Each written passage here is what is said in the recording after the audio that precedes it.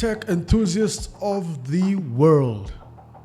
What's up? We're diving into one of the hottest debates in the tech world today: code versus no code. And I'm going to be assuring you that whether you're a developer or an entrepreneur, just somebody with a great idea, you're going to be probably wondering, should I code this idea or should I just go no code? Well, let's dive into that topic today. So you've all heard of no-code platforms like Bubble, Webflow, and Airtable, which are tools that help you create websites, apps, and automations without writing a single line of code. Think of it like Legos, put little bits of pieces together, because everything here is indeed modular. These platforms are perfect for non-techies who want to quickly bring an idea to life. Want to launch a blog? There it is. Want to launch an e-commerce store? There it is. You can even automate web workflows. No code can definitely get you there fast. But here's the catch. As much as no code is very simple, it's not always very flexible. Now, actual coding is where you roll up your sleeves and get down to the business and write logic from scratch. Whether it's Python, JavaScript, or PHP, coding is about control and customization. You're not limited by templates or preset features. You can definitely build anything that you can imagine from the top of your mind. Custom apps, scalable backends, advanced integrations. This is where code shines. But it does indeed come with a learning curve. It's a very steep learning curve. And projects do indeed take longer to build compared to no-code solutions. So how do you choose? Let's compare them. So in terms of speed, no-code is fast. You can actually prototype or launch in days. While coding, however, it's slower, but the result is tailor-made, however. When you talk of flexibility, no code is limited to what the platform allows.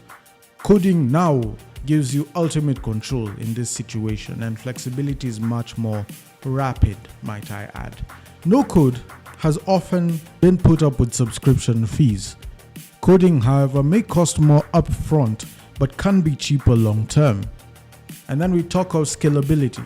No code works well for small projects, but for high performance or complex applications and systems, coding always wins. But here's the golden rule.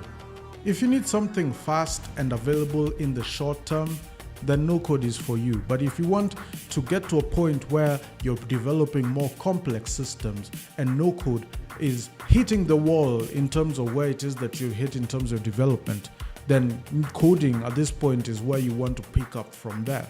And if you just want to get into the nitty-gritties of coding in the basis of trying to get to that product without having to change it in the long run, without having to hit any walls and changing up, then I think that's the best solution for you. Just go straight into the coding bit. At the end of the day, it's not about code or no code.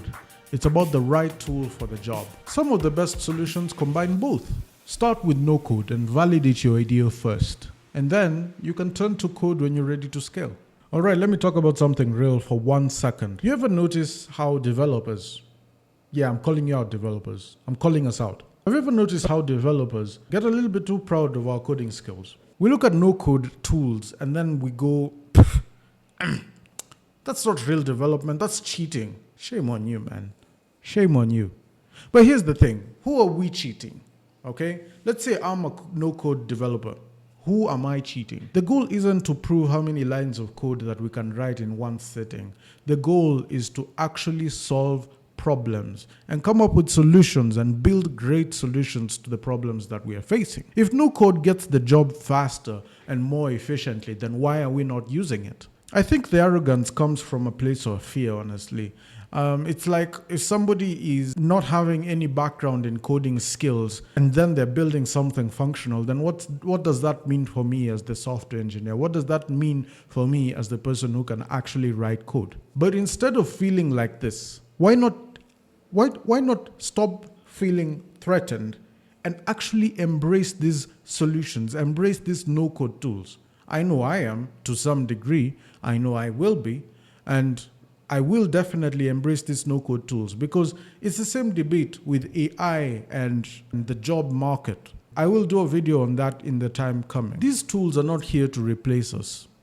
They're just empowering us to actually work smarter and not harder and actually get things done a lot better. Besides, real innovation isn't about the how, it's about the what. So let's stop gatekeeping and start creating. Cool? Cool. So what's your pick? Code or no code? Or maybe it's a little bit of a mix of both. Let me know in the comments. And if you found this video very helpful, don't forget to like, share, and subscribe. Thanks for watching, and I'll catch you in the next one as always. Thank you, and God bless.